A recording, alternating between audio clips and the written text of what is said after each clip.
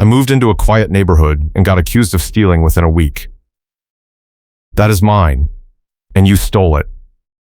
Melissa Garner stood 3 feet from my face in the Desert Palms Community Association mailbox cluster, jabbing a crumpled photo printout toward my chest. The photo showed a torn package on a doorstep with my distinctive desert print porch mat visible in the corner. I live in Phoenix, Arizona, in a planned community with a central clubhouse and constant enforcement patrols, and Melissa is the neighborhood watch liaison, which means she has a plastic badge, a ring of keys she jingles like a weapon, and zero accountability. The stakes were simple. If she filed a formal complaint and attached a lien threat, my landlord would get dragged into this, and my lease renewal was 2 months out. I work as a project manager, and I cannot afford drama that might flag my background or mess with my housing stability. I did not steal anything. I told her that. She did not care. You were identified by the vendor, she said, tapping her plastic badge with one finger. This is not a debate. I asked which vendor. She did not answer. She waved the photo again and said the company confirmed it was my address, my porch mat, my responsibility. I said I did not order the package in the photo and I did not take anyone else's delivery. She smiled, cold and thin, and said that was exactly what a thief would say. 2 neighbors stood near their mailboxes pretending not to listen, but I saw them glance over. Melissa raised her voice deliberately so they would hear. She said she had documentation, she had witnesses, and she had a timeline. She held up a manila folder with a printed timeline inside, pages visible but no readable text on the sheets. She said the Desert Palms policy was zero tolerance for theft, and she was filing a formal complaint with management unless I paid the replacement cost and a penalty fee within 48 hours. I asked how much. She said $275 plus a $50 administrative processing fee. I said that was insane. I did not take anything and I wanted to see the actual evidence. She said the evidence was confidential, vendor privacy rules, and I did not have the right to demand anything. Then she tapped her badge again and said, "This is not a debate." She jingled her keys in my face and walked away. One of the neighbors, an older guy in a Sun Devils cap, gave me a look that said good luck with that and went back to sorting his mail. I stood there gripping my pen so tightly my knuckles went white, staring at the folder she had waved around like a weapon. I went home and pulled up my delivery history. Nothing matched. I checked my credit card statements, my email confirmations, my Amazon account. I had not ordered anything in 3 weeks. The package in the photo was not mine. I took a screenshot of my order history with the dates visible and saved it to a new folder on my desktop labeled Evidence. Then I checked the neighborhood Facebook group. Melissa had posted 20 minutes earlier. The post said there had been multiple package thefts in the community over the past 2 weeks, and the watch liaison team was investigating. She said anyone with information should contact her directly, and anyone caught stealing would face immediate enforcement action and possible criminal charges.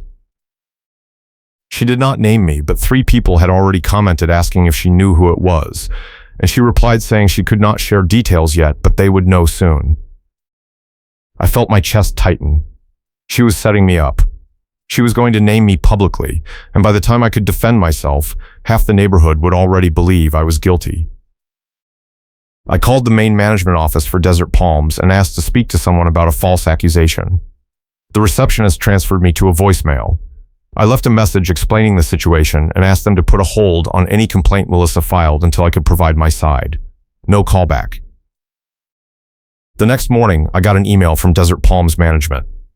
The subject line said Violation Notice, Community Standards. The email said a formal complaint had been filed regarding theft of property, and I was required to submit a written response within 5 business days or face automatic escalation to a hearing and possible fines up to $500. The email included a case number and a link to the resident portal to upload documents. I logged into the portal immediately. The complaint was already there, filed under Melissa's name with her role listed as Neighborhood Watch Liaison.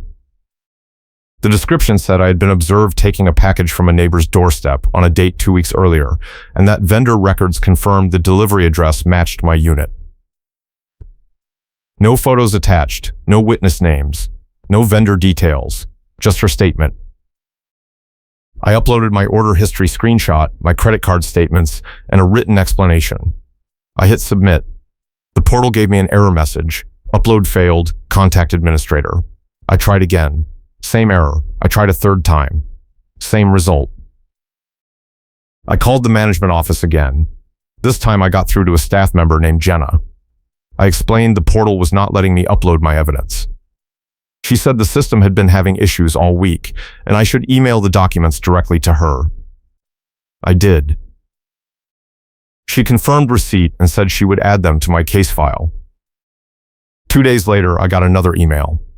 The subject line said, "Violation update. Payment due."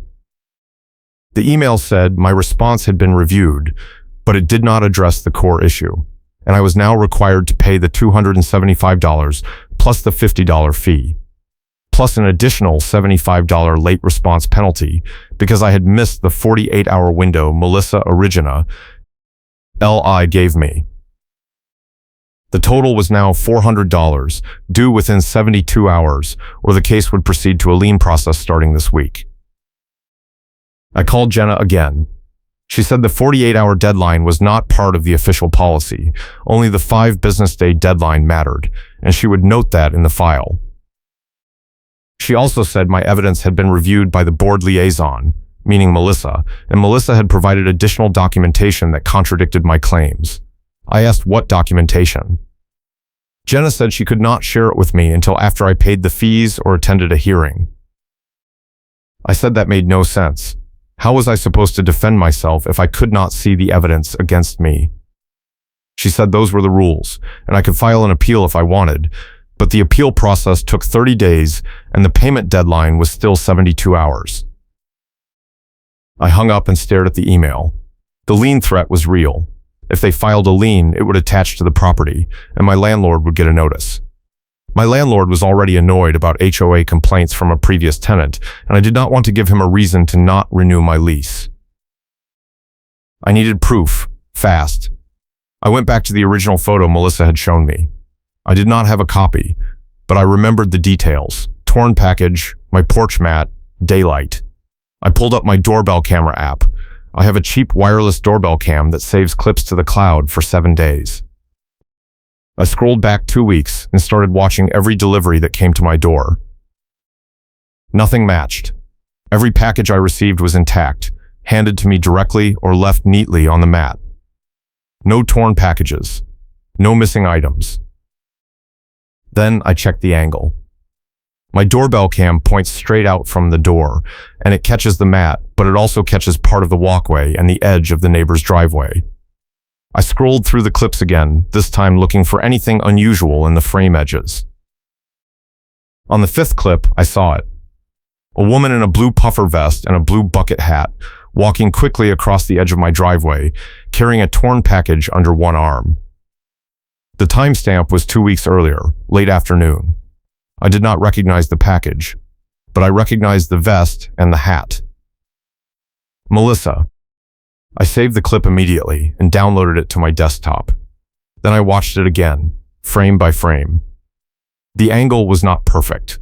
Melissa's face was not fully visible, just her profile and the side of her hat. But the vest, the hat, the keys hanging from her lanyard, and the package were all clear. She was not delivering it. She was taking it. I had her. But I also had a problem. The clip had no sound, and the angle did not show her actually touching my porch or my mat. A lawyer might argue it was circumstantial. Melissa would definitely argue that. I needed more. I reached out to my neighbor, a guy named Eric, who lives 2 units down. Eric and I are not close, but we have talked a few times at the mailbox, and he seems reasonable. I texted him and asked if he had noticed any package thefts recently. He replied within 10 minutes and said yes, he had 2 packages go missing in the past 3 weeks, and he had filed a complaint with the HOA. He said Melissa told him she was investigating, but he had not heard anything since. I asked if he had a doorbell camera or any security footage. He said no, but his wife had been keeping an eye on the driveway because they were expecting a delivery, and she saw someone walking around the building a few times, wearing a blue vest and a bucket hat. He said he thought it was HOA patrol doing rounds, so he did not think much of it. I asked if his wife could confirm the dates. He said he would ask her and get back to me. 2 hours later, he texted me a screenshot of a note his wife had written in her phone. The note listed 3 dates and times when she saw someone in a blue vest near the mailboxes or walking between buildings. All 3 dates matched times when packages went missing, including the date for my doorbell clip. I thanked Eric and told him I had footage that might help. He asked what I was planning to do. I said I was going to email it to management and demand they drop the fees.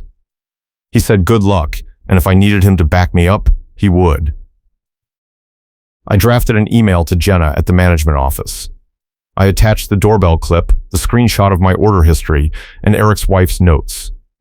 I explained that the person in the video was Melissa and that she had been walking around the property at the exact times packages went missing.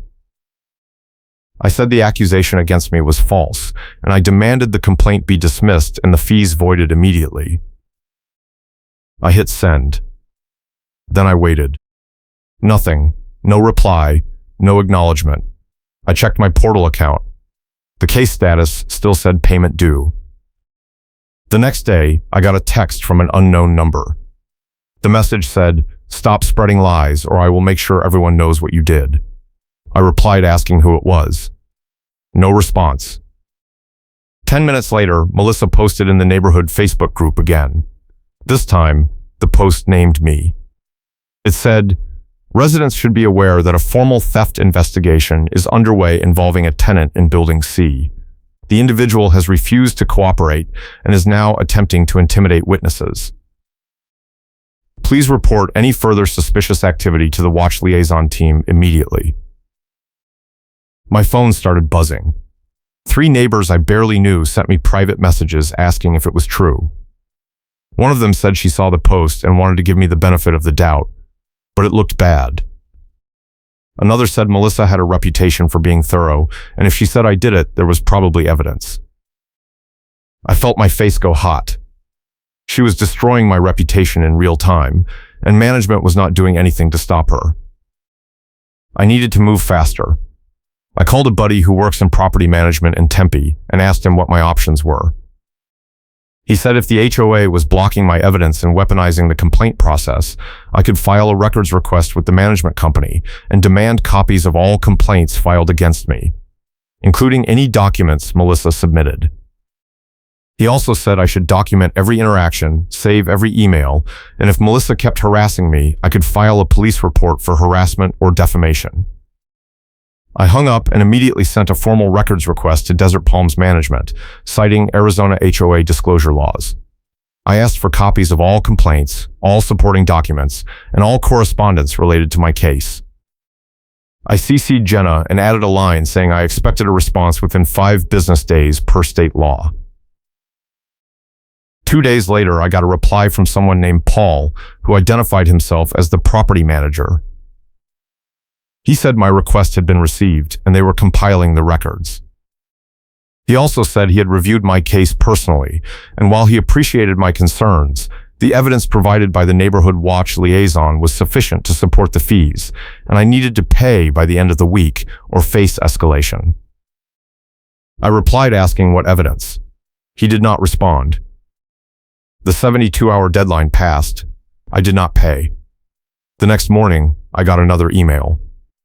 The subject line said final notice, lien process initiated.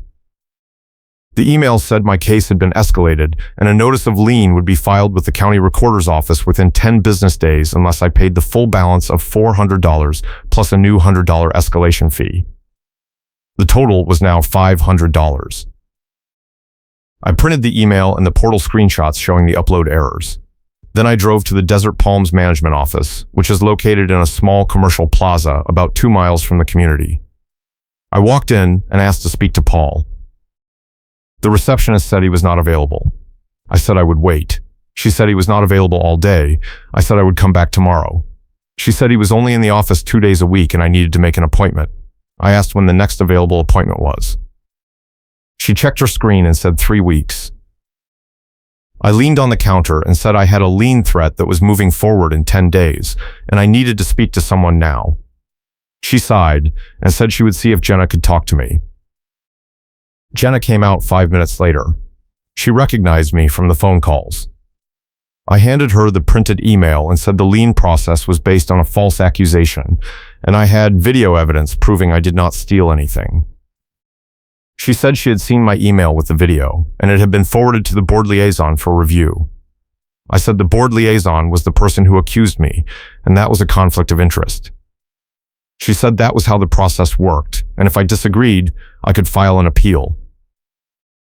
If you are enjoying this HOA chaos, hit the like button and subscribe for more stories where neighbors weaponize the rule book, and I fight back with receipts. I asked how I was supposed to file an appeal if the portal was not letting me upload anything. She said she would check on that and get back to me. I said I needed an answer today, not next week. She said she would do her best. I left the office and sat in my car for 10 minutes, trying to calm down. Then I called Eric again. I told him what was happening and asked if he would be willing to go on record with his wife's notes. He said yes, absolutely, and he would talk to a few other neighbors who had mentioned missing packages. That afternoon, Eric sent me a group text with 3 other residents. All 3 confirmed they had packages go missing in the past month, and all 3 said they saw Melissa walking around the property at odd times, always carrying a clipboard or a folder. One of them, a woman named Sarah, said she saw Melissa near the package locker area late one evening, and when Sarah asked what she was doing, Melissa said she was conducting a security audit. Sarah said it seemed weird because the lockers were supposed to be locked after 8. I asked Sarah if she would be willing to write a statement. She said yes, and she sent me a typed summary within an hour. Now I had 4 witnesses, video evidence, and a timeline. I compiled everything into a single PDF and emailed it to Paul, Jenna, and the HOA board general email address. I wrote in the subject line, false accusation, evidence of theft by HOA liaison, demand for immediate dismissal and refund. I hit send and waited. The next day, I got a call from Paul. He said he had reviewed the new evidence, and while it raised some questions, it was not sufficient to dismiss the complaint without a formal hearing. He said the hearing would be scheduled within 30 days, and in the meantime, the lien process was on hold pending the outcome. I asked why it was not sufficient. He said the video did not clearly show Melissa taking the package from my doorstep, only walking near the area, and the witness statements were not notarized. I told him Melissa had filed the original complaint without any evidence, and now he was demanding notarized statements from me. He said those were the rules. I said the rules were being applied selectively, and if he did not drop the complaint, I would file a formal complaint against Melissa for theft, harassment, and abuse of authority. He said that was my right, and he would note it in the file. Then he hung up. I was done waiting. I went back to the doorbell footage and pulled every clip from the past month that showed Melissa anywhere near my building. I found 6 more clips. In 3 of them, she was carrying packages or bags. In one, she was holding a ring of keys and opening the package locker with a master key. In another, she was walking toward a parked car with a box under her arm. I burned all the clips to a thumb drive and printed stills from each one. Then I called the non-emergency police line and asked to file a report for theft and trespassing. The dispatcher said I needed to come to the station in person.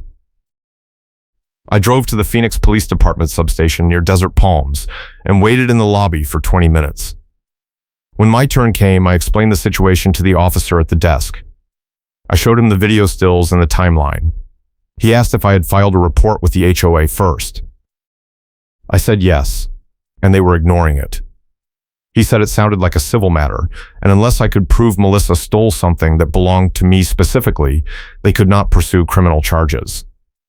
He suggested I contact a lawyer. I left the station feeling like I had hit a wall, but on the drive home, I got a text from Eric. He said another neighbor, a guy named Greg, had a dash cam in his car that runs 24/7, and it might have caught something. I called Greg immediately. Greg said his dash cam had a rear-facing lens that captured the parking lot behind his space. He said he had not reviewed the footage in weeks, but if I gave him the dates, he could pull the files. I sent him the dates from my doorbell clips. He said he would check and get back to me. 2 days later, Greg called me. He said he found something. He said the footage from 2 weeks earlier showed Melissa walking through the parking lot with a bag, stopping at a car trunk, opening it, and placing the bag inside. The car was registered to her. He said the angle was clear, the timestamp matched one of the missing package reports, and he was willing to share the file with me. I picked up the thumb drive from Greg that evening. I went home and watched the clip 5 times. It was perfect. Melissa walked from the direction of the mailboxes, carrying a bag with a torn edge, stopped at her car, opened the trunk, placed the bag inside, looked around quickly, and closed the trunk. The timestamp was 6:47 p.m. on the same day one of Eric's packages went missing. I had her. Not circumstantial, not maybe, not probably. I had her on camera stealing a package and putting it in her car. I made 3 copies of the file and emailed one to Paul, one to the HOA board, and one to Jenna. I wrote, "This footage shows the neighborhood watch liaison stealing a package and placing it in her personal vehicle. I demand the false accusation against me be dismissed immediately, all fees refunded, and Melissa Garner removed from her position. If you do not act within 24 hours, I will forward this footage to the Phoenix Police Department and file a formal criminal complaint." I hit send at 9 p.m. By 10 p.m., I had a reply from Paul. The email said, "We take all allegations seriously and will review the footage. A meeting has been scheduled for tomorrow at 2 p.m. at the management office. Your attendance is requested." I replied, "I will be there." The next afternoon, I walked into the management office. Paul was waiting in a small conference room with Jenna and another man I did not recognize. Paul introduced him as the HOA board president, a guy named Tom. Tom looked uncomfortable. Paul looked annoyed. Jenna looked like she wanted to be anywhere else. Paul started by saying they had reviewed the dashcam footage and they had some concerns. I asked what kind of concerns. He said the footage showed Melissa near a vehicle, but it did not definitively prove the bag contained a stolen package. I pulled out my printed timeline and laid it on the table. I said the timestamp matched a missing package report filed by Eric, and the bag Melissa was carrying had a torn edge consistent with the torn package in the original photo she used to accuse me. I said if they did not believe me, they could ask Eric to confirm the description of his missing package. Tom shifted in his seat and said they had spoken to Melissa that morning, and she denied taking anything. He said she claimed she was moving items from the clubhouse storage closet to her car for an event, and the bag contained pool wristbands, not a package. I said that was convenient, and I wanted to see the inventory records for the storage closet. Tom said those records were not available. I leaned forward and said I wanted to see the storage closet myself, right now, and I wanted Melissa to explain why she was carrying HOA property in a torn bag at 6:47 p.m. when the clubhouse closes at 6:00 p.m. Tom said that was not necessary. I said if they did not let me see the storage closet, I would assume they were covering for her, and I would file a police report today. Paul exchanged a look with Tom. Tom sighed and said they would arrange access to the storage closet, but it would have to be supervised, and it would take a few days to coordinate. I said I would wait. 3 days later, Paul called me and said they were ready to open the storage closet. He said Melissa would be present, along with Tom and a member of the management staff. I said I wanted Eric there as a witness. Paul hesitated, then agreed. We met at the clubhouse at 4 p.m. Melissa was already there, standing near the storage closet door with her arms crossed, wearing her blue puffer vest and blue bucket hat, keys jangling on her lanyard. She did not look at me. Tom unlocked the door and stepped inside. The closet was small, about 6 by 8 feet, lined with metal shelves. The shelves were half empty. A few boxes labeled pool supplies and event materials sat on the lower shelves. A plastic tote with a clear lid sat on the top shelf. Tom asked Melissa to walk him through the inventory. Melissa pointed to the boxes and said they contained wristbands, towels, and sign-in sheets for pool events. She said everything was accounted for. I asked if I could see the tote on the top shelf.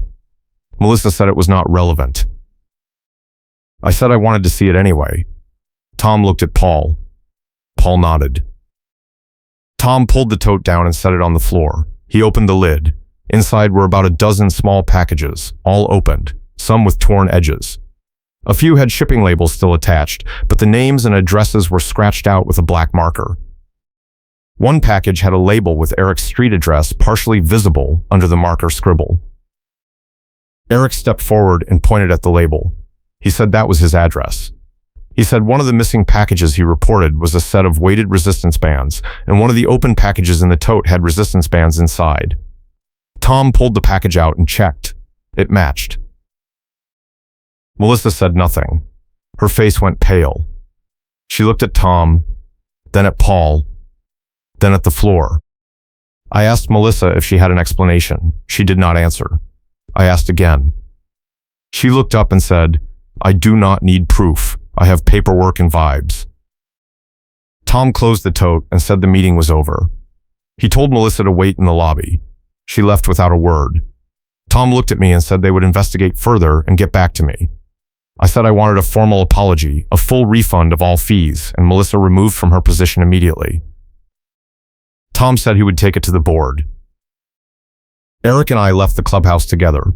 He said he could not believe she had been stealing packages for weeks and hiding them in the HOA storage closet. I said I could believe it, and I was going to make sure everyone knew. That evening, I sent an email to the entire HOA board with copies of the dashcam footage, the doorbell clips, the storage closet photos Eric took on his phone, and the timeline of missing packages.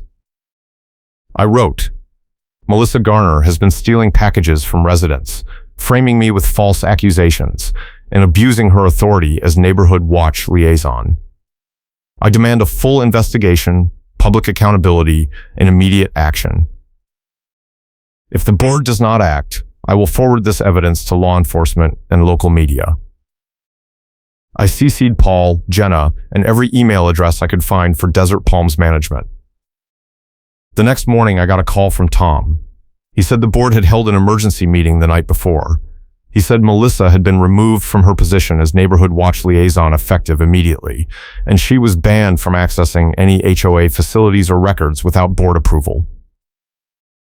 He said the board had voted to refund all fees charged to me, totaling $500, and to issue a formal letter of apology. He also said the board was issuing a no-contact directive prohibiting Melissa from contacting me directly, and any further complaints would have to go through management. I asked what would happen to Melissa. Tom said they were considering further action, but it was a personnel matter, and he could not share details. I said I wanted assurance that she would not retaliate. He said the no-contact directive was legally binding, and if she violated it, I could file a restraining order. I said that was acceptable. 2 days later, I received a check for $500 from Desert Palms Management, along with a letter apologizing for the inconvenience and confirming the complaint had been dismissed. The letter also stated that the HOA was conducting a full audit of the storage closet inventory and implementing new security protocols. I deposited the check and posted a short update in the neighborhood Facebook group. I wrote, "For anyone who saw the posts accusing me of theft, the accusation was false and has been dismissed. The HOA has refunded all fees and confirmed I did nothing wrong. Thanks to everyone who supported me." 3 people liked the post. 5 people commented with apologies. One person said they knew something was off about Melissa all along. Melissa did not post anything. Her profile went silent. A week later, Eric texted me and said he heard from another neighbor that Melissa had moved out of Desert Palms. He said someone saw a moving truck at her unit and she was gone by the weekend. I did not ask where she went. I did not care. The HOA hired a new neighborhood watch liaison, a retired firefighter named Dan who actually seemed reasonable. Dan sent out an email introducing himself and saying he was committed to transparency and fair enforcement. He also said the board was reviewing all previous complaints filed by the prior liaison to ensure they were handled properly. I never heard from Melissa again. The no-contact directive held. The lien threat disappeared. The false accusation was scrubbed from my record. I kept every email, every video file, every screenshot, and every witness statement in a folder on my desktop labeled evidence, just in case. But the best moment, the moment that made it all worth it, happened at the mailbox cluster 2 weeks after the storage closet reveal. I was grabbing my mail when another neighbor, a woman I barely knew, walked up and said she heard what happened. She said Melissa had tried to file a complaint against her last year for parking in a guest spot, and Melissa claimed she had photos and witness statements, but when the neighbor asked to see them, Melissa said they were confidential. The neighbor said she ended up paying a $50 fine just to make it go away, and now she wished she had fought it. I told her she should request a refund. She laughed and said maybe she would. Then she said something I will never forget. She said, "I am glad someone finally stood up to her. She has been pulling this stuff for years." I nodded and said, all it took was a doorbell camera and a neighbor with a dash cam. She smiled and said, "And a lot of stubbornness." I said that too. A few days later, I got an email from Paul. The subject line said final resolution, case closed. The email confirmed that my case had been officially closed with no findings of wrongdoing, all fees had been refunded, and the complaint had been removed from the HOA records. It also said the board had implemented a new policy requiring all complaints to include verifiable evidence before any fees or penalties could be assessed, and all complaints would now be reviewed by an independent third party before escalation. I read the email twice and then filed it in my evidence folder. The lease renewal came 2 months later. My landlord sent the standard form with no mention of HOA issues. I signed it and sent it back. No drama. No complications. No threats. Desert Palms went back to being a quiet, boring planned community with a central clubhouse and constant enforcement patrols. The only difference was that now, when someone got a violation notice or a fine, they actually asked questions and demanded proof. And management actually provided it. Dan, the new neighborhood watch liaison, sent out monthly updates that were clear, specific, and respectful. He included photos of actual violations, timestamps, and explanations of the rules. He did not accuse anyone without evidence. He did not threaten anyone with lien processes or towing. He just did his job. It was almost boring, and I loved it. I still check my doorbell camera every day. I still save every delivery confirmation email. I still keep my evidence folder backed up on 3 separate drives. Because I learned something important during those 2 months of fighting Melissa and the HOA. The system is not designed to protect you. It is designed to protect itself. And the only way to win is to have better receipts, better proof, and better witnesses than the people trying to screw you over. Melissa had paperwork and vibes. I had timestamps, video files, and a storage closet full of stolen packages. Guess which one mattered more? Thanks for watching, and I will catch you in the next one.